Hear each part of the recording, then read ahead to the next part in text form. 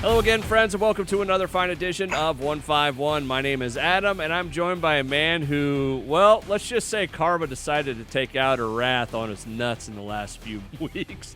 Ladies and gentlemen, his name is Justin. Hey, buddy, what's going on? I don't think I did anything to deserve all this, man. We'll get into it here in a minute.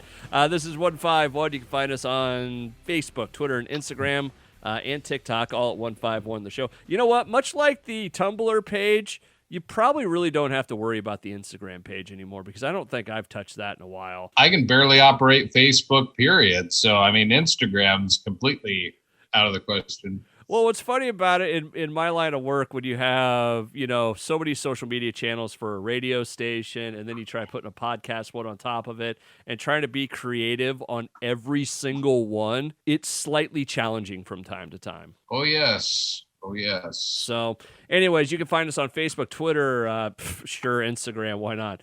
TikTok, all at 151 The Show. We are on Podbean, iTunes, Stitcher, Google Play, Spotify, and a whole bunch of other channels. Don't forget to like, follow, and share, and please subscribe to the YouTube channel as well. If you miss any of that, just head to 151theshow.com.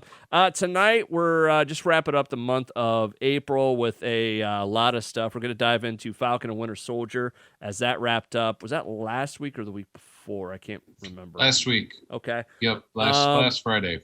We'll get into that. We've got Mortal Kombat. We might do Resident Alien because we never wrapped up that. And maybe Justin will tell us more about the ventures of Facebook if he feels up to it. That's a heavy road to go down right now, man. All right. Needless to say, something else happened to Justin on Facebook, and I don't know if it's been worked out or if it's going to be worked out or what, but maybe sometime down the road we'll hear the end of it. Maybe I'll give everybody a brief update. My personal page, as we talked about last time, back up and running. A few days ago, my business page was unpublished. There's a lot of same deal, a lot of content, a lot of memories, a lot of past stuff, a lot of stuff that's only existed on Facebook, and a very, very, very vague explanation that the page was taken down because it was similar to one that had been taken down for violations. And I'm not sure quite how that works yet, but very hard to reach my audience because I do a podcast on there too. We do all product announcements, very hard to reach people when it just suddenly disappears one day. So, and I'm not sure what the process is going to be. I've made a few outreaches, and so far I've just got radio silence. So, well, hopefully you can get that taken care of and get back to normal with all that kind of stuff. So, like you said last time, probably the 1 in a million shot got wasted on my personal one, and now I'm SOL. So yeah, I'm not wasting any more of my connections on you and that kind of stuff. So right. Let's dive right into it. Falcon and Winter Soldier wrapped up this past week with their 6th episode.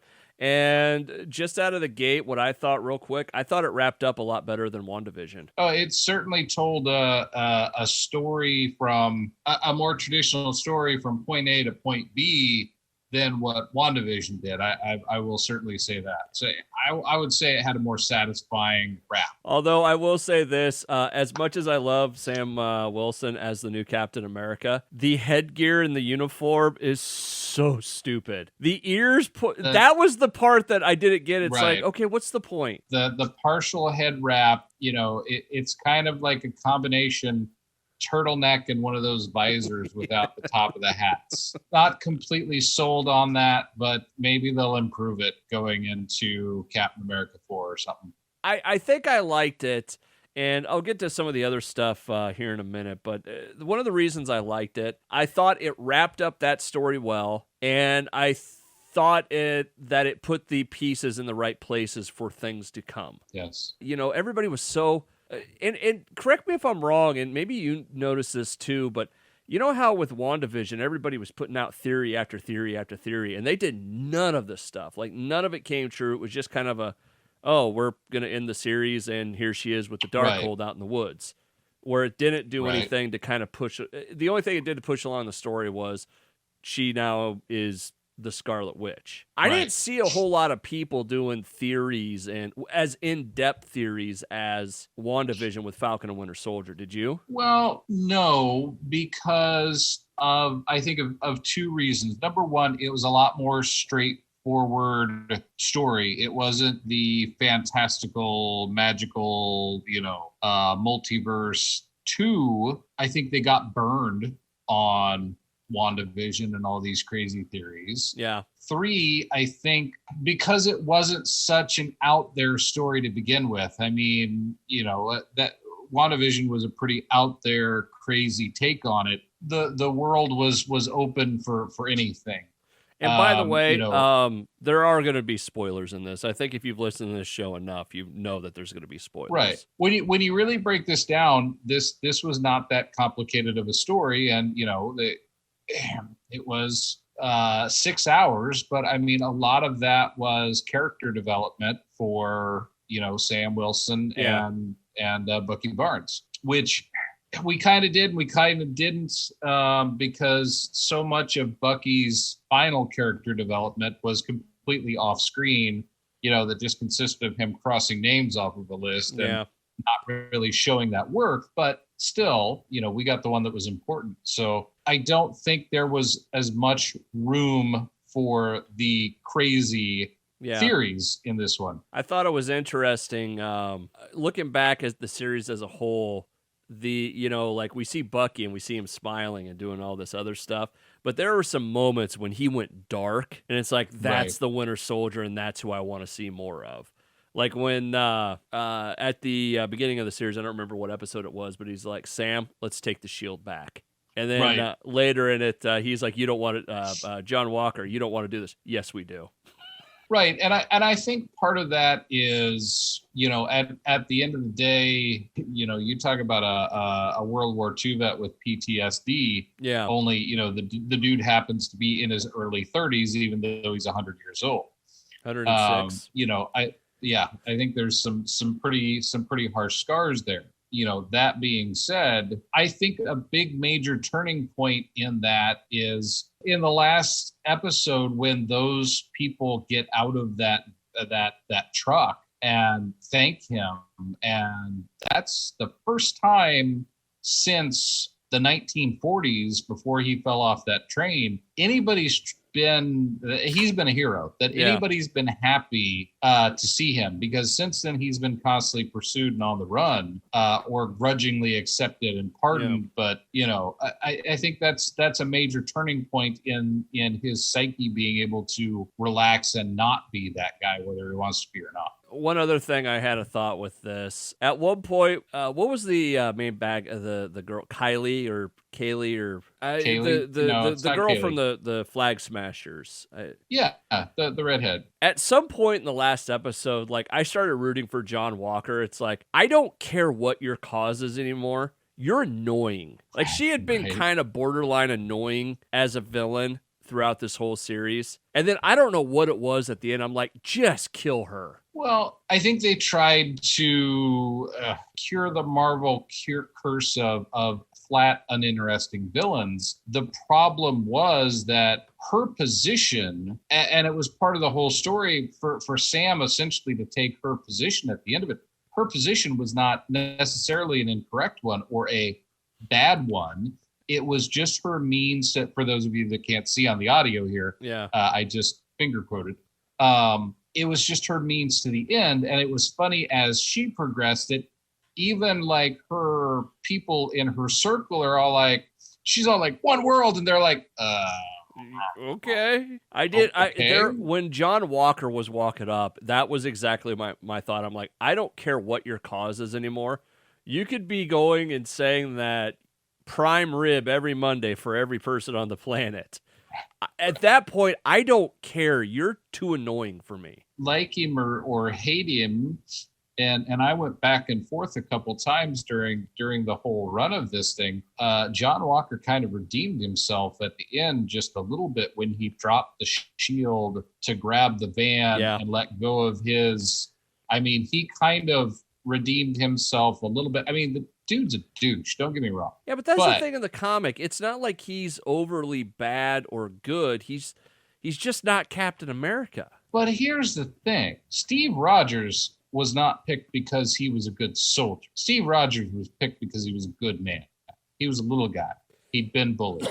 He didn't let that power Now, I don't in any way, shape, or form try to imply that you can't be a good man if you're a good soldier, but Steve was a good man first and a good soldier second. They picked John Walker for Captain America based on his service record. Yeah. And then threw him in against superpowered opponents and said, here, go live up to this guy who is the perfect person. Yeah.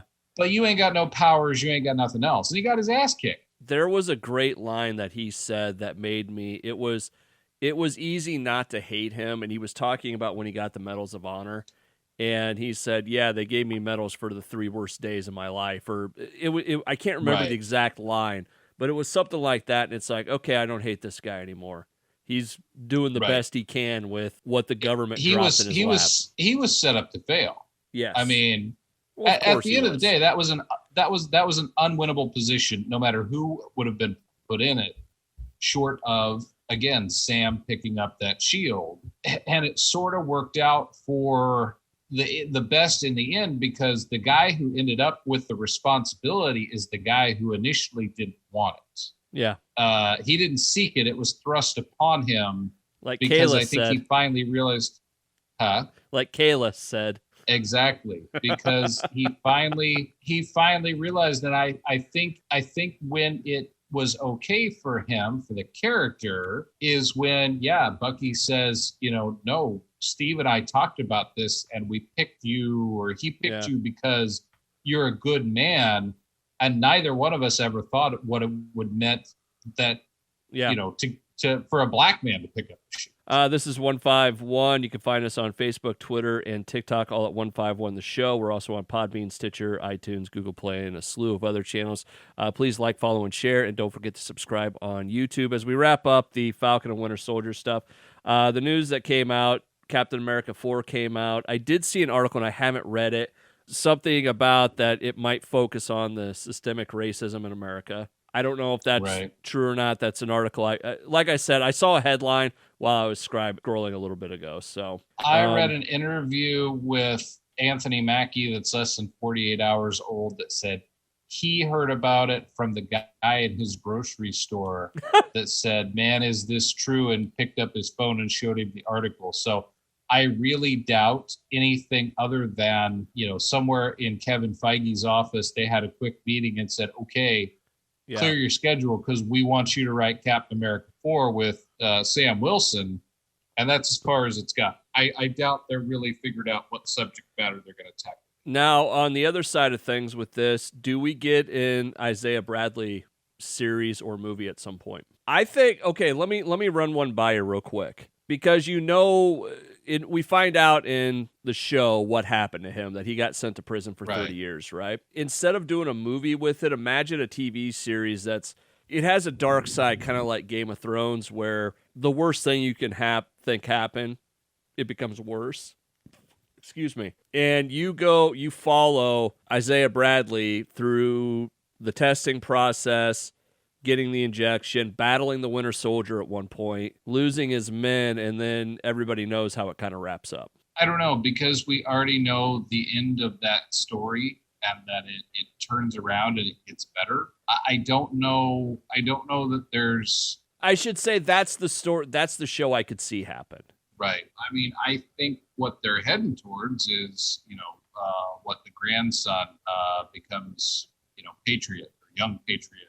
I can't. Yeah, the new Avengers. I mean, I think they're probably going to keep blazing that trail forward, maybe rather than backtrack. But it certainly does raise some. I think we'll definitely see an expanded presence for him in book. I think there's a rich area to mine there. I'd just like to see more of his story and what he kind of set up, and especially what he said. Yeah, I almost had you back in Beijing or wherever he said. Right.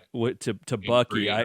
I think that would make it for a great series, and it would have one of those endings that is coming and you're dreading it coming because you don't know how the other. You know what? It's kind of like the prequels with Darth Vader. Everybody knew what was going to happen. He was going to fall at some point. They just didn't know how he was going to do it. I hope they do it better than the Star Wars prequels, but here we are. Right. I think we're going to see how good the prequels could have been in the new Obi-Wan series.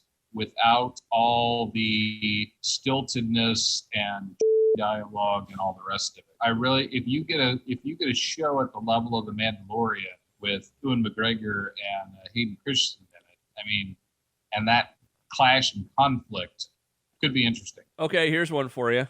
Do we get a Force ghost of Ewan McGregor in the Ahsoka Tano show? Ooh, huh? It's a good question. This is 151. You can find us on Facebook, Twitter, and TikTok, all at 151 The Show. Please like, follow, and share on all the YouTube and Podbean and iTunes. Your beep threw me off. What the hell was that? You dying? Was, text message. No, it's a text message. Okay, I didn't know if it was your life support system beeping. Yep, that's all good. We're on Podbean, iTunes, Stitcher, Google Play, Spotify, and a ton of other channels. You can find all of that at 151theshow.com. Real quick, Baron Zemo, best part of Falcon and Winter Soldier, right? Yes, he was very much. It is pretty bad when you're 2 episodes in and you realize you like the quote unquote bad guy more than the quote unquote new hero. So, and we didn't get too much into the Sharon Carter thing. No. I'm trying to think of, like, do I care about that a ton? It all depends on whether or not they were actually setting up her to be talking to Norman Osborn at the end and they chickened out of it at the last minute. Because you got to remember, this was supposed to be the first one out of the gate. Yeah. WandaVision was supposed to follow this. This was supposed to follow Black Widow. So you already knew Julia Louis-Dreyfus's character from Black Widow. There's a whole bunch of things here that are happening out of order and that they kind of rolled with slightly and changed. Now, I know that they got 75% of the way through production before they had to shut down for COVID. They did 25% at the end. They block shot it. So they didn't have very significant story changes. Yeah. They said they did make a couple of tweaks knowing what they had in the can before they shut down and coming back to, they did some more expansion of Carly's character and a few other things to make her a little more human. But overall, that's the beauty of not doing video in this one, because I don't have time to edit it before the month is over. there was an obscene gesture made, ladies and gentlemen. I like how they definitely set up, the next couple steps, whether it's the Thunderbolts or Young Avengers or the Power Broker or Norman Osborn or whatever. I like that setup more than just the Scarlet Witch in a lake cabin reading a book while drinking tea and hearing her make-believe kids. Right. At the end of the day, we do have to wonder what turned Sharon Carter from, Uber agent to out for herself, or was that the way she was all along? Maybe. Could be. I mean, we all have a rosy view, but who knows? You know what? You brought up a thing I've never thought of, because she didn't have to be a good guy in Winter Soldier, but she didn't have to be for Hydra either. Right. So if you just take the fact that she was a dirty SHIELD agent at the time, or was leveraging, for herself, whatever, starting to establish, whatever she was doing. And the only thing that she did in Winter Soldier was to not go with Hydra because they were worse. Yeah. How do you think she smuggled all that shit out in Civil War? Yeah, good point. All right, let's go on. We've kind of handled this, I think. Well, there'll probably be more as we get closer to other Marvel stuff. But I do want to bring up something we didn't talk about. Congratulations to LeVar Burton. Going to get to host Jeopardy after so many fans wrote in and signed petitions and all of that. Did you hear about that? And he's going to replace Ryan Reynolds as the the sales pitch person for Aviation Gin. I saw that the other day. That was he was like, wow, LeVar Burton, you're in here? They pulled that shit off in like 36 hours. No, man. That's great. But yeah, congratulations to him. I think he'd make a great host for Jeopardy. That's just my view. I don't know why, but Aaron Rodgers as the host of Jeopardy has been funny to me. Right. Well, because it's not exactly, you don't think those skills are going to go together. Yeah. The only thing that I hate for LeVar to do that gig in one way, because for me, in one way, I feel like, when was the last time you saw Drew Carey do anything short of host The Price is Right. And I used to really enjoy Drew Carey, Yeah. as an actor and as a comedian. And anytime you're doing these kind of shows, I think you aren't going to have that kind of time. So, you know what? I'm but okay by with the it, same though. token, more power to him. I mean, it's a good steady gig. Yeah. No, totally. Let's I'm see. sure he'd be good at it. Since you brought up Ryan Reynolds, I want to bring up Mortal Kombat real quick. New Mortal Kombat movie came out on HBO Max last Friday. And the only reason I bring up Ryan Reynolds is because, another spoiler here, at the end of the movie, have you seen it yet? I haven't, no. Okay, I'll get to that in a second. But at the end of the movie, there's a thing about going and finding Johnny Cage for the next tournament, right?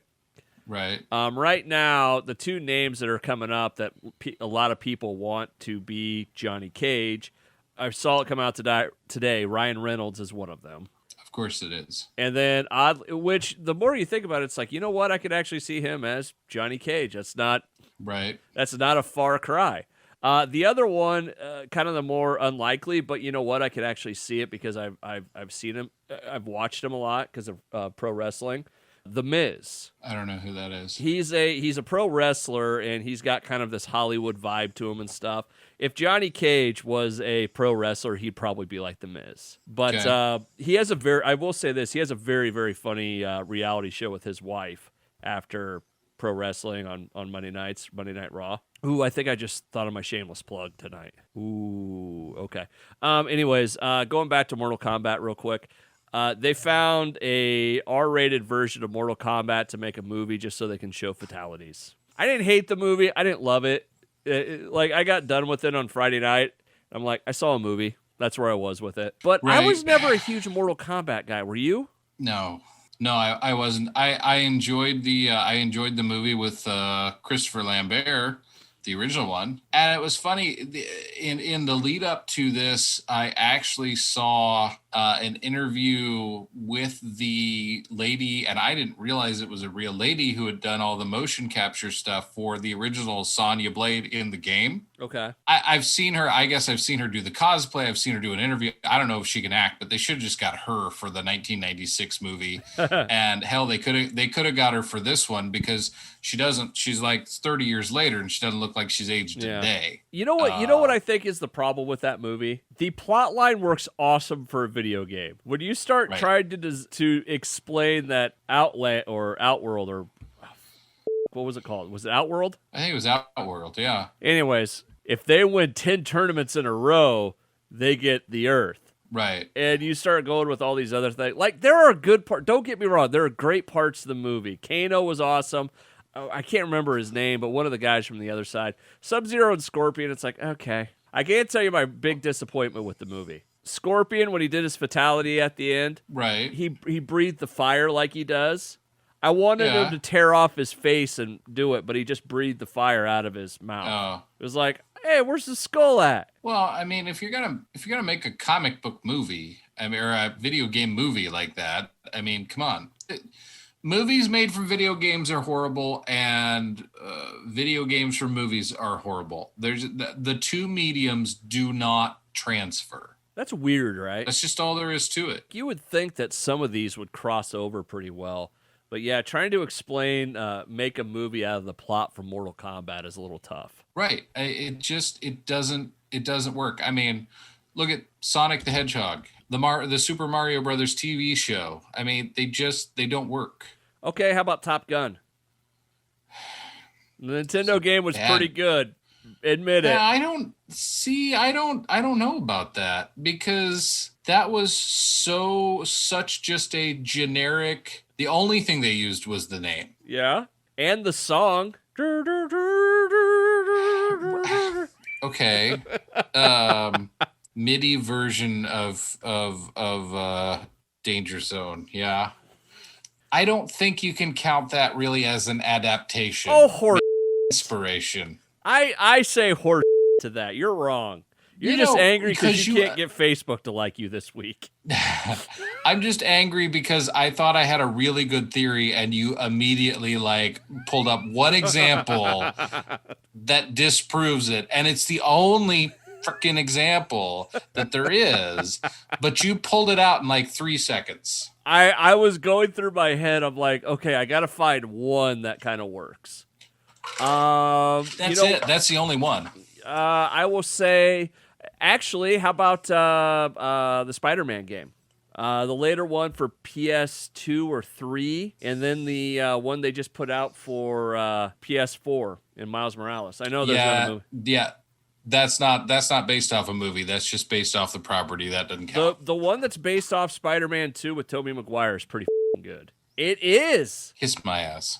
Kiss my ass. Well, you're wrong. Admit it. There's 5,000 bad video game to movie and movie to video game adaptations. You managed to get 2 in 30 seconds. You give me a minute, I can probably come up with some more. One of which I've never played, so I can't verify. Which one can't you play, or haven't you played? The Spider-Man 2 movie. Oh, really? Game You've never thing. You played that? No. Huh? No, I've never played that. I'm just looking it up on Google real quick, so I'm interested. How about Resident Evil? GoldenEye.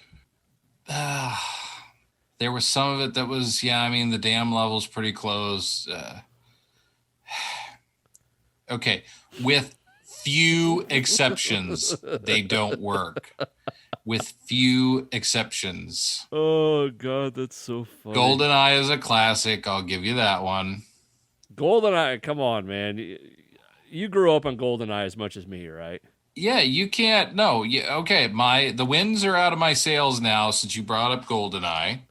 And like I said, I will make the caveat with few exceptions, notably GoldenEye, Top Gun, the few that you've mentioned here. Jesus. Don't be a dick about it. I'm admitting you have a point. GamesRadar.com did a list of 10 best video game movies of all time, published actually one day ago. Holy shit, we're on this is topical. Ratchet and Clank, don't care, never saw it, never played it. Silent Hill. Okay, yeah, Ratchet and Clank, actually that movie, my kids liked it, so It's pretty good. Final Fantasy, The Spirits Within. That movie was boring.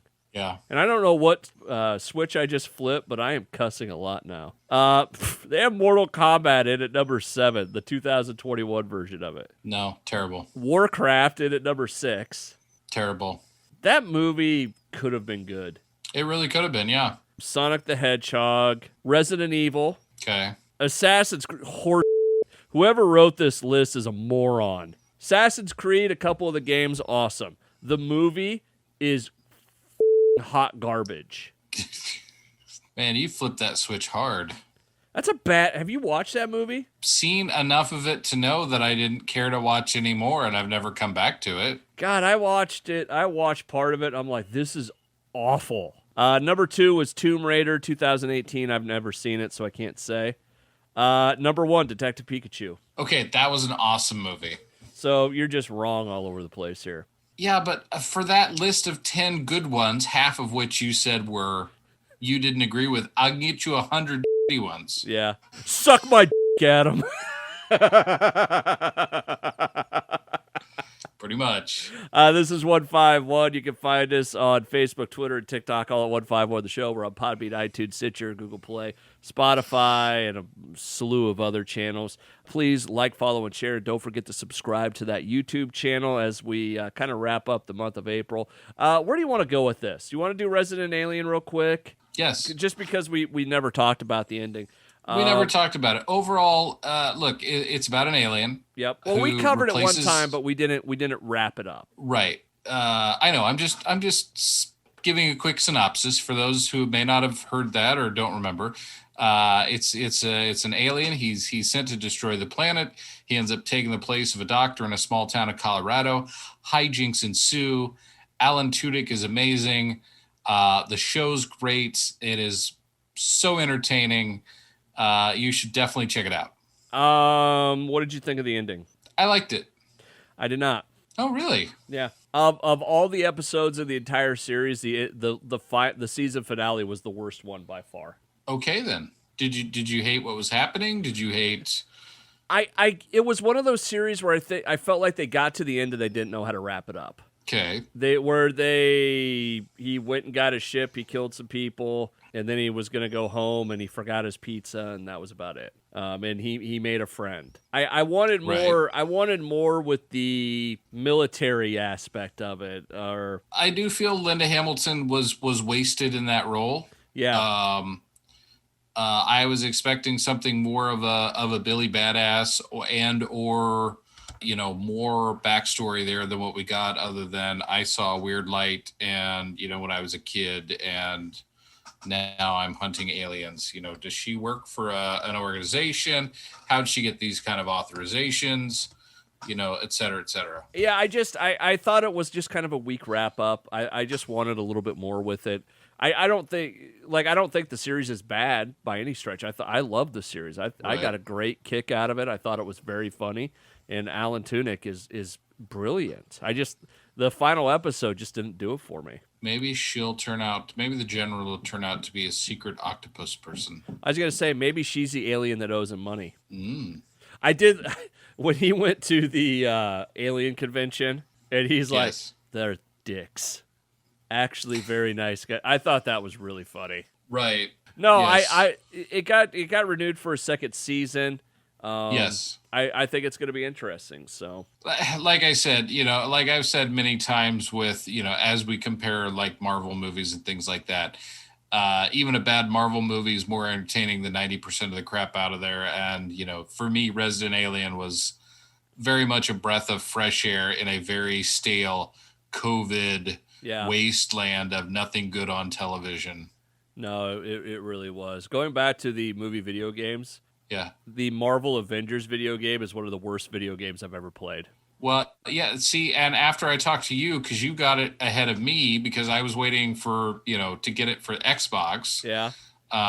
So I didn't get it right at release date, and then I talked to you, and you said it sucked, and I've never bothered to get it. So, just going back to that, of course, and I know then again, with the hundreds and hundreds of games available to me at Game Pass right now, it's really hard for me to waste time on anything that isn't really good. this show is not brought to you by Xbox. But it should Although, if you'd like, I'd be happy to sponsor Xbox. Do I have to do that in the YouTube? I don't think so. I would be very, very, very happy to shill for Xbox. Yes, I would. It is the greatest thing on the planet. I'll tell you what, man, since they've started like the cloud play and all the rest of it, like that's actually coming to fruition now. Yeah. I kid you not. I can pick up a game. I can play a game on the Xbox. I can go downstairs to my Windows 10 PC, remote play the Xbox from downstairs, move over to my laptop if it's a cross-play game,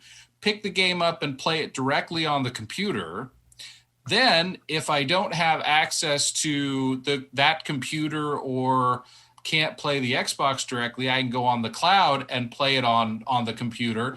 And then I can go to the toilet and take my phone and pick it up and play it again, all seamlessly on the same save game.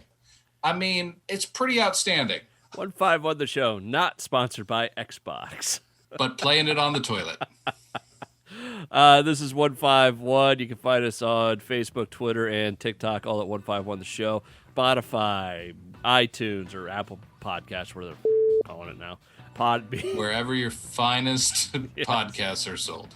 And don't forget to like, follow, and share, and follow us on YouTube. That kind of wraps up most of the stuff for the night, right? I think we covered a lot. I think so. Okay, cool. Yeah. All right, friends. Well, that's going to do it for us tonight. You just heard where you can find us. Just go to the bottom of the page at 151theshow.com for all that nice goodness. And don't forget, we can't end without a shameless plug. Cue the music.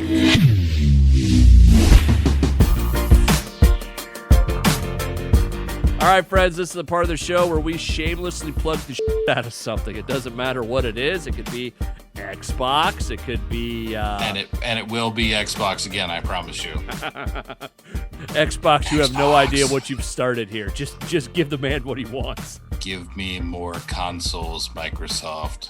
Shameless plug for me this week. I thought of it when we were talking about the pro wrestling and the Miz. A&E is doing a bunch of biographies on different pro wrestlers, and they are fantastic. the first one out of the gate was for Stone Cold Steve Austin.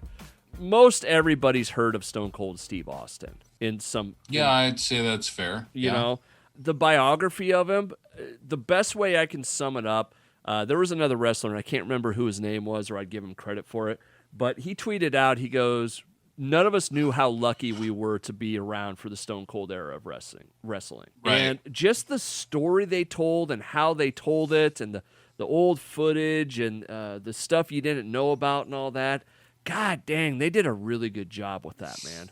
Like we were sitting around, and even Steph, who we used to watch pro wrestling every Monday night. We were both mesmerized by it, because that was when the WWE and pro wrestling was really good. Was when Austin I think there was a period of time where you had those larger than life names kind of as a resurgence.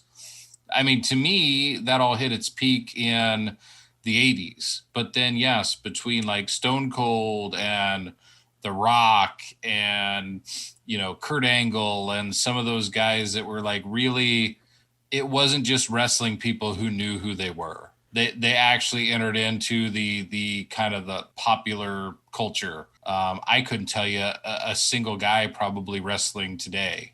I want to like it because I remember how much fun it was. And if you've never been to a WWE live show, especially back then, I mean, it was a great show, and it was a lot of fun. I was at the one in Wells Fargo in either the late 90s or early 2000s. It had to be early 2000s because Wells Fargo wasn't around, and you were probably over at Vets. It was at Wells, and it was towards the tail of my college career, so it would have been 2001, 2002, something like that. Really? Wells Fargo Arena was there? Wells Fargo Arena didn't open until like 2008. No. Yeah, you want to know why? Well, maybe no, it would have been earlier than that, but I can tell you it was after 2003. It was probably 2005. Are you looking it up? I am. You want to know why? Quick radio story for you. I was supposed to do the first remote for my old station at the first event there, but I was late getting back because I went to Wisconsin for a job interview, and my car kept breaking down.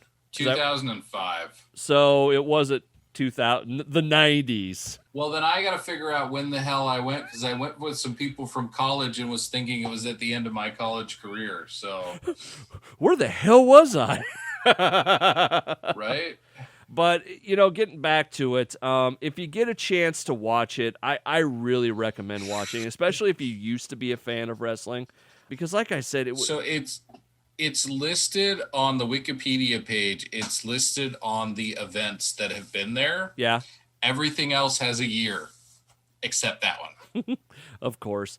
The first episode was Stone Cold Steve Austin. The second episode was Rowdy Piper, which I have not watched yet.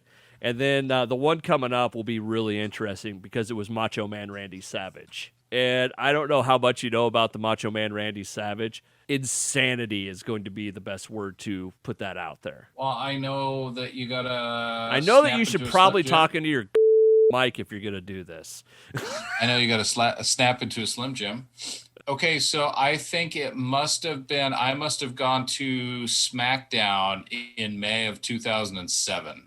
Listen, I've been to a lot of wrestling shows, and I'll tell you this much right now: the house shows are almost more fun than the live shows. Do you know the difference? Yeah. The live shows are the ones that are actually taping. Yes. For broadcast. Yeah. Yep. Well, what's funny is then, if that is the one I went to, I saw Matt Hardy defeat The Miz. Really? At that show. I've interviewed The Miz before. He's a great dude. If that is the one, then I saw Dave Bautista wrestle and didn't even know it at the time. You want to know the one of my claims of fame? Well, actually, there are two really cool matches I've seen at live shows that you would have never thought would have been big deals at the time. My first week back at college, this would have been 1999. Raw was at Hilton Coliseum up in Ames. Okay. What makes that show big is the night before at the pay-per-view, Mankind, Mick Foley, won the title in a three-way match with Stone Cold Steve Austin and Triple H, right? Okay. The next night, Triple H in Ames won his first ever heavyweight championship. Nice. And he'd go on to win multiple other ones, become, essentially, he's probably going to be the CEO of WWE, and I saw him win his first title in Ames, Iowa. Nice. The other one, so Shawn Michaels, one of my favorite wrestlers of all time, back when he was champion, he was champion. He retired after a match with Stone Cold Steve Austin. He blew up his back at one point, and he was completely out of it, right? And I like how this shameless plug has just kind of kept going into wrestling. Yeah, it's consuming a major portion of the show. It's so much fun to talk about, though. But anyways, so he wrestled his last match before coming back after a 4-year hiatus against Stone Cold Steve Austin. I saw Shawn Michaels and Stone Cold Steve Austin when he first came to the WWE at a Superstars taping at Vets Auditorium in Des Moines, Iowa. Nice. And Shawn Michaels beat he would have been just Steve Austin at the time. He beat Steve Austin, no problem. Oh, I bet. And I think the very first event at the arena, I think, was Tony Hawk's Boom Boom Huck Jam, 2005. Yeah, you'd think that one would be a bigger memory for all of us. I was supposed to do the remote, and I called Ryan Patrick, who's been on the show a number of times. I'm like, I'm not going to make it back. My car was vapor locking on the way back from La Crosse, Wisconsin. Oh, jeez. And I could go for about 30 minutes at about 45 miles an hour, and then it would die, and I'd have to let it cool off for like a half hour. So Ryan probably had to go cover your remote. No, somebody else did. Everything that rocks! But we'll leave that at that. All right, friends, that's going to do it for us. If you get a chance, go check out A&E's biography. The Macho Man is coming up this weekend, which that's when I never got into Rowdy Piper. Like, I never got it. Maybe I'd understand it more if I watched the biography, but really, go watch the Stone Cold Steve Austin one. It's great. I will, and I will also say as a companion piece to that, the HBO documentary a couple years ago on Andre the Giant. Yes, very good. Absolutely fantastic. Whether you're a wrestling guy or not, that dude is just a very interesting individual. All right, friends, that's going to do it for us. Have a great rest of the night, and check us out at 151theshow.com. Have a good one. Xbox. Xbox.